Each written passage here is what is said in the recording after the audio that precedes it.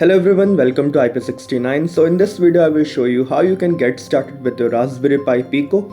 So without further ado, let's get started.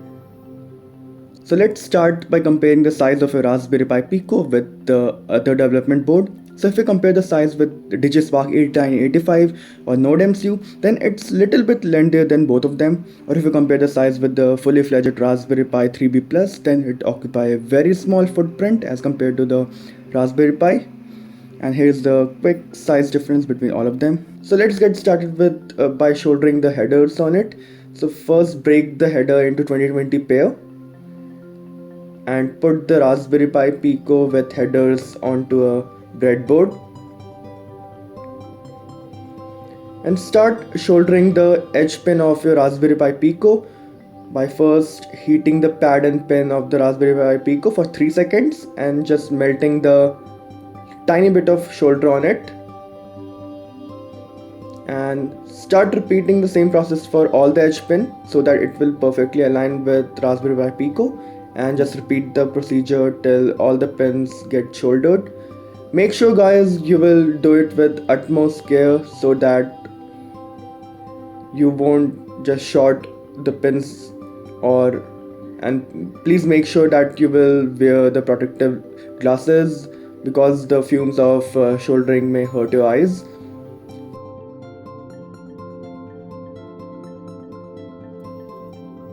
And that's it, your Raspberry Pi Pico is now soldered. To blink the onboard LED of the Raspberry Pi Pico, just connect your Raspberry Pi Pico with micro USB cable and connect the other end to your computer. Just go to thorny.org and download the client.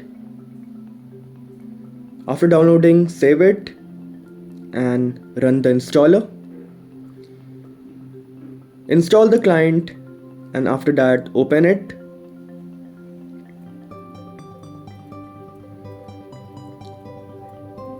Open Thorny, go to run, select interpreter to MicroPython on Raspberry Pi Pico. Just copy paste the program from the description and hit run. Select Raspberry Pi Pico and save it with any program .py.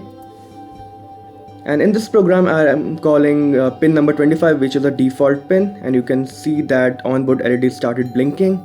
If you tweak this program and select pin number 15 and attach a physical LED, then you can see it's also start blinking. The scope are endless, you can do anything you want, and for better and more projects you can go to getting started with MicroPython guide, that official guide for Raspberry Pi Pico, and check out this book. It contains various projects to just get started, or you can just go to the official Raspberry Pi Pico website and check out all the specification projects there. And I'm also planning to post various videos related to like attaching OLED display, servo motor, etc. with the Raspberry Pi Pico.